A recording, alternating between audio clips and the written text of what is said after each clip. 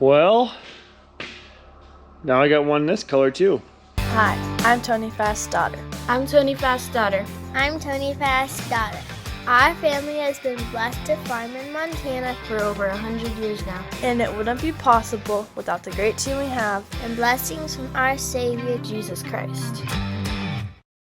It's a really clean truck, especially on the inside. It does have a few issues on the outside, but has brand new seats, studio couch sleeper, dash looks like it's pretty well intact, 18 speed, and 550 E-Series cat, so pretty nice old 96 Kenworth. So I'm not sure what the plan is with this. Thought about hauling some grain with it, making sure everything works and selling it. It didn't really need another one, but two-tone frame, two-tone paint scheme, I guess you could say. It's kind of hard to tell in here, at least on the camera. It does not look like, it looks like it's baby blue. It's not baby blue, it's definitely turquoise, but super sharp truck. Well, we are getting the seed treated. Tim picked up seed last week, a couple days ago, coming out of the truck, going into the seed treater, and into the super bees to go to the air drill. So up here on the seed treater, got a diesel generator that runs all the electronics on it. We've got a cone of seed treat back there. We've got a cone of water in it.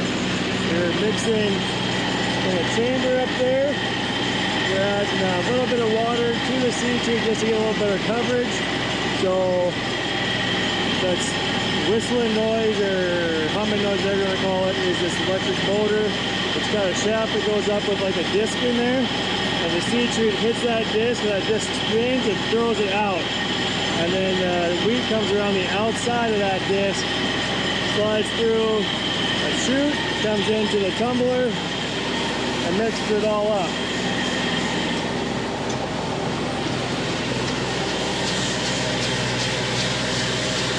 Really nice consistent coat of seed that way. And it just goes up into the truck. So that seed treat will protect the seed from any soil-borne funguses, smut, root rot, things like that can cause that seed to die. We've got dry conditions right now. We're hoping that it's going to rain again here in the next few days. We want to get the seed in the ground, have it ready for that rain to hit it, get it sprouted, get it growing before we freeze up for winter. Winter wheat means that it overwinters in the ground. We plant it in the fall. It has to freeze after it sprouts. So that's the trick, is to make sure we get it to grow before winter hits. Just a little bit, and then in the spring, it should take off. Once it's gone through that freezing process, then it'll actually put a head on. If you plant winter wheat in the spring, you'll just have a lawn. It won't put any heads on. It'll never go into reproduction. So that is how the winter wheat all works. Most years we try to do it, just take a little bit of the load off the spring seeding season, as well as winter wheat usually is the best yielding crop on the farm because it's planted earlier in the spring, gets going quicker, it's growing the longest, has a chance to catch all the rain. So that's the winter wheat spiel.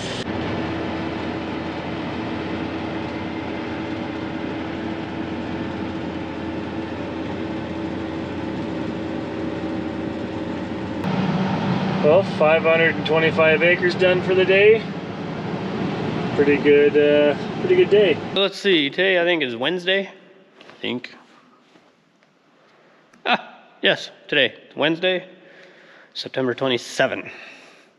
And first 2 days, Monday, Tuesday, I picked some rocks, did some little stuff at the shop, like changed the oil in the 08, little things like that. But anyway, tinkering on the new disc drill, air seeder, some hydraulic hoses that are being changed that were just leaking bad. A couple odds and ends. Run them into town, get those replaced or new ones built, whatever. And yeah, maybe try and fix that. Bushings out in there, I guess. So a couple, like I said, odds and ends stuff.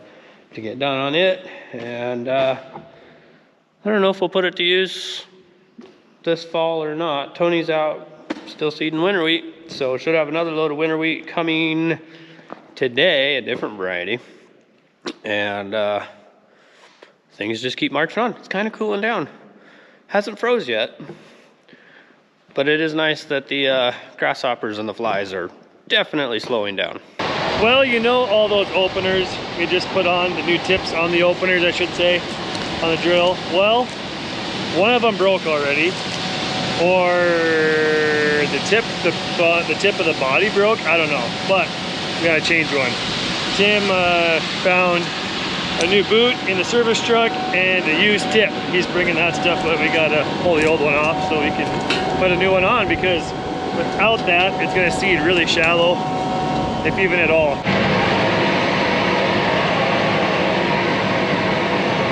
Well, it looks to me, since it's broke off at that angle and not just wore off the bottom, but I bet you a rock hit it and tore it apart, which means I'm guarantee you this is going to be seeding shallow or be thinner next year. It's right in the corn trap. I bet you we can find that next year where that seed row changes. So. But we got to pull this off. Ugh, those are about as bad as the tips. Hold on.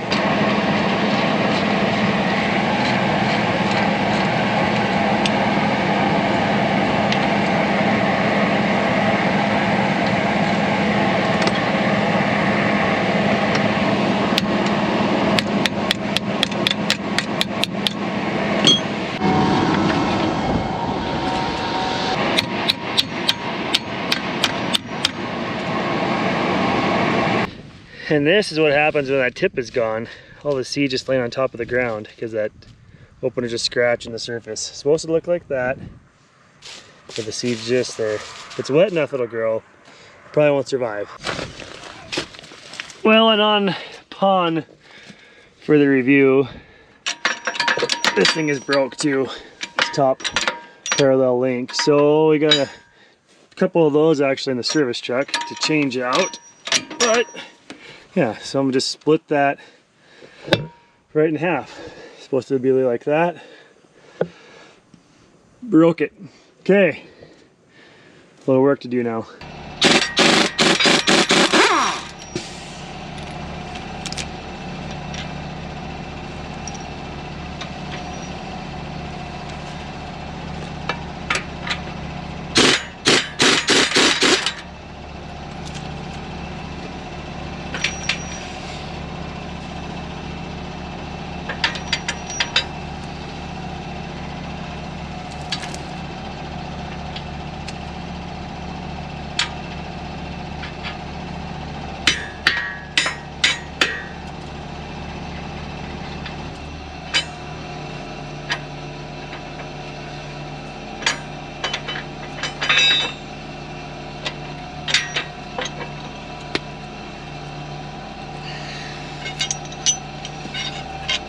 Changed them both because that one's bent too.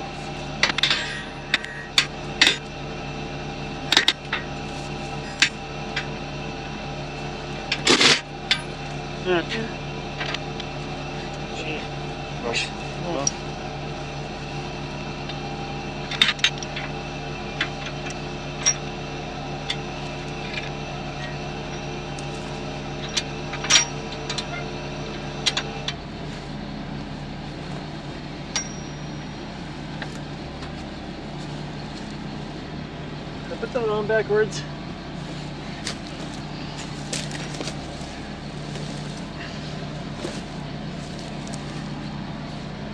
Yep. Start over.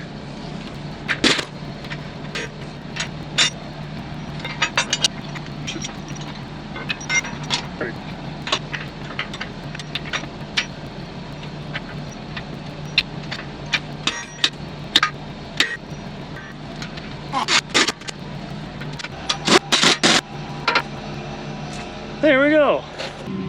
Now where it is to hold the camera and do that left-handed. Yeah. That's backwards. You thought after doing 90 of 2 of those, we would have figured that out. It's been a couple days, I forgot.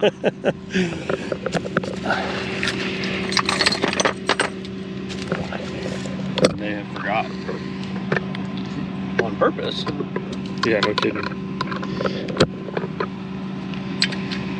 In case you missed it last time, this is the process of changing a tip. Yeah. Normally we don't have to change the boot as well, just the tip. I had to beat the tar out of that thing to get it off, and it just slides right on.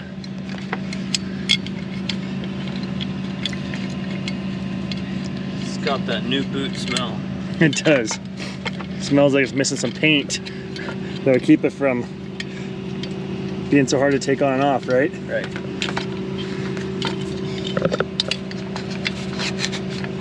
Oh, come on, I can't.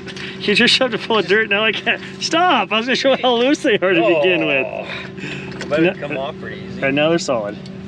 But here we go. Mostly wore out one to a new one.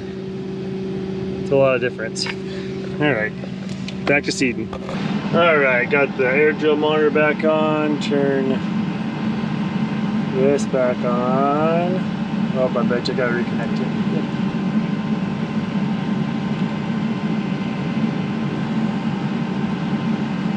Coverage map there. Blockage is on. Hitch, wings, openers, seed fan, fertilizer fan. That just took 150 horse. And here we go again. Alright, so I'll show you what all these monitors do in the tractor cab. I did this in the spring, but some of you guys are new followers and probably haven't seen all this yet or have it explained. So this is Climate Field View. We do the same program, same iPad system, app, whatever you want to call it, with sprayer, air drill, and combine. So we have all the layers of everything we do in the fields, all recorded. We got seed rate, phosphate, urea rate, all on different layers of the maps. This is the blockage monitor. We've got 50 fertilizer runs on the disc on the front. On the front of the drill here is disc openers. That's the fertilizer going between the seed rows, every other seed row. And then these are all the seed openers. So there's 100 seed sensors, 50 fertilizer sensors. This is the TopCon Extend app. It's just the same part as from here. Bluetooth or Wi-Fi up to here. It's got a few different, this won't do everything that this one does, but it does a lot of the same things. So you can have multiple screens open at once. I like to leave my coverage map there and then leave my cart on this one. The switch box that will run the 1 through 5 compartments on the seed tank, and then QDA, a few different things on here. Auto lifting and different fielding program. I think you program 6, 7, 8, B, and A, if I remember right. So, and this is, whoop, got a hill coming up here. Oh, and the moon's coming up too over there. Squirrel. This runs all the tractor. So we've got GPS headings and change all that. We've got a lot of information on the tractor itself. Some here. We got fuel levels, fuel rates, work rate, all that kind of stuff. Usually run that on that screen. Oh, dust started to pass me when I downshift for the hill. Anyways, yeah, that's the tractor cab, and give you guys a little tidbits on what's going on in the cab here. What else? Comment below where you guys are from. I'm really curious where the viewers are all coming from, so give me state or country or whatever. I'm kind of interested to know. So anyways, I'm gonna turn around the tractor. I'll show you how that all works too. This is kind of cool. So when I get to the end of the field, I don't have to do anything because the GPS is controlling it all. Like, we're gonna get to this gray area here where it gets from light gray to dark gray, and it's gonna do everything for me. So it's gonna shut off seed and fertilizer here in a second. They're turned yellow or orange, and now the openers are no longer seeding when it turns yellow. Now the openers are lifting, and I'll make my turn.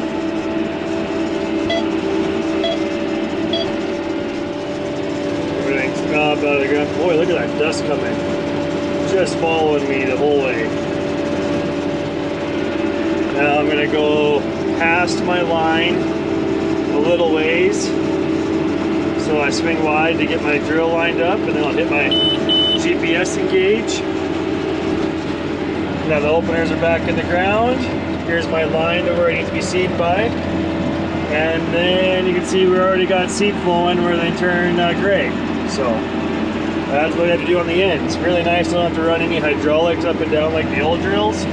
Just let the GPS and hydraulics take care of everything. It's always frustrating when you're trying to jump start something. I don't know, for example, the service truck. And you put jumpers on it, you know it's got connection, you walk away to give it 10 minutes or 5, and you come back and it didn't do anything because it lost connection. Oh well, let's try it again. See? Well, what I wanted to be doing, let me rephrase that. What I was planning on doing was blowing off the header on Warren's combine. I don't know anybody that really wants to blow off equipment, but anyway, it keeps raining on me, which is a good thing. You'll notice that the sprayer's inside because it is October 3rd, I think, and it's supposed to freeze here in a couple days. So, the sprayer's in here just to keep it from freezing. Did some winterizing and stuff this morning, basically just making sure the dash trailer was inside. It's not supposed to be a hard freeze, but anyway. So I'm gonna go back out and hopefully it won't rain for a little bit. The radar looks like it's clearing up, and we'll go back to blowing off a header. If you are indeed wanting to blow off a header, feel free to volunteer.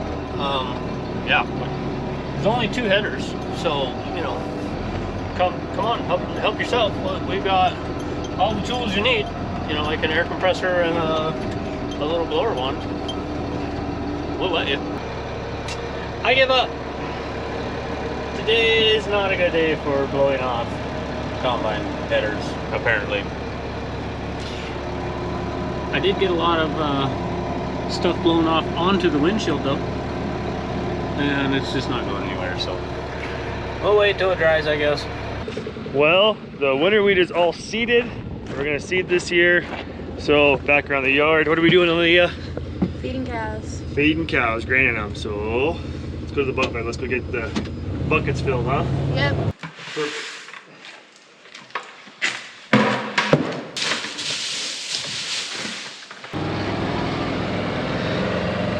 Breakfast time.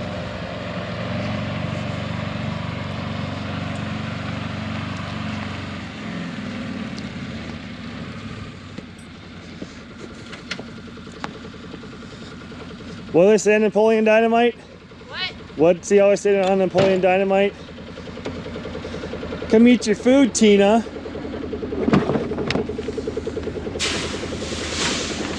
There you go.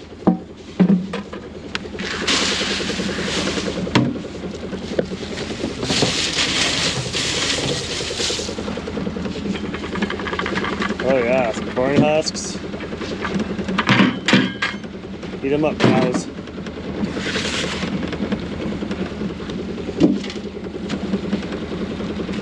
That is one fine breakfast right there.